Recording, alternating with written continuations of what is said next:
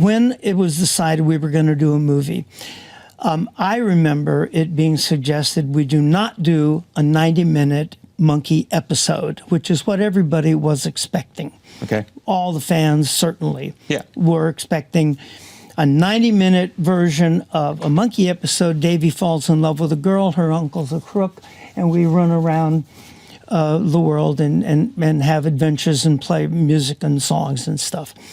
But I do remember it being suggested, let's do something different. Bob Rafelson brought this guy on the set one day when we were still filming, I think, a guy named Jack Nicholson. He was a B-movie actor, wanted to be a writer, wanted to get into stuff. Well, we all fell in love. I fell in love with him like instantly. He's the funniest, most charismatic, incredible character. Just, you couldn't help but Whatever happened to him, though? Yeah, you couldn't help but just love this guy. So he started hanging out, and Bob said, Jack's going to write the movie with me or together or by himself, whatever. And he started hanging out with all of us. I remember he came over to my house. We went out. We messed around. We hung out, seemed like for a long time. And then we went up to Ojai, California, the four of us and Bob and Bert and Jack and a couple of roadies, I think. And we sat around all weekend at the Ojai Valley Inn and Spa. And it was around a little tape recorder on the floor. And I got film, 16 millimeter film of us all talking about this movie. What we're going to do, what we wanted to do, what we didn't want to do, what would be funny, cool, weird, And Jack went away, and in his brilliance, him and Bob Rafelson wrote this incredible movie that, looking back, did and said all those things that. Yeah. Well, I've looked back and studied it a little bit myself, and also having had been there. The way I look at it personally is that even at the time, I don't know that they knew what they were doing necessarily. It was not only a deconstruction of the Monkees and that big monkey thing that you mentioned and happened. Not only was it a deconstruction and looking back at that, if you think about who these guys were, Bob Rafelson went on to be an incredible director. Jack Nicholson, Peter Fonda was in it. Dennis Hopper was there. They used the money from the Monkees to make Easy Rider.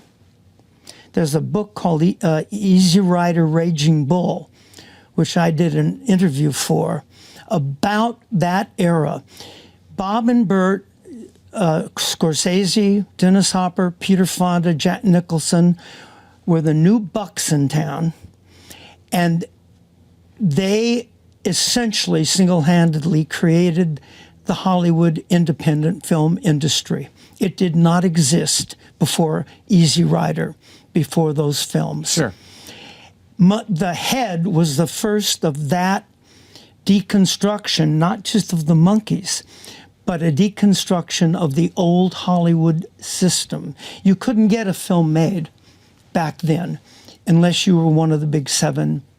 Sure. Billy Jack tried four-walling, and there were attempts, but you really couldn't get a look in unless you were one of the big seven.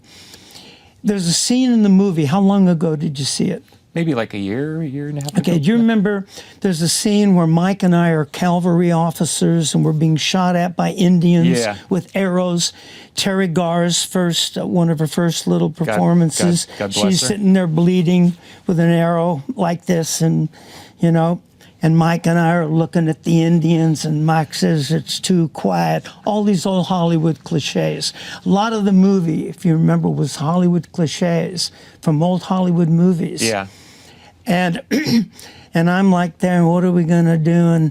And Mike says it's too quiet, and the Indians are woo, woo, woo, woo, woo, woo, they're shooting, and I stand up and I get hit like with 4 or 5 fake special effects arrows, and I'm like, jeez. Bob, I've had it. I'm fed up. And I break off all the fake arrows.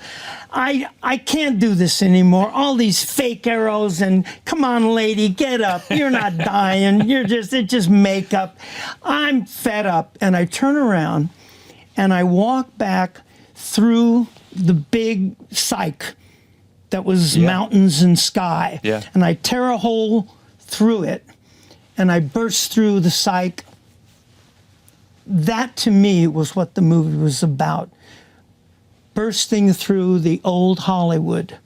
And I walk out into the cafeteria or do something like that. That's what I think the movie was about. To me, certainly. And I think that is the underlying kind of thing, the deconstruction of old Hollywood, the old Hollywood studio system. Yeah. And it's what they did. They did that. They single-handedly created the independent Hollywood industry. Can I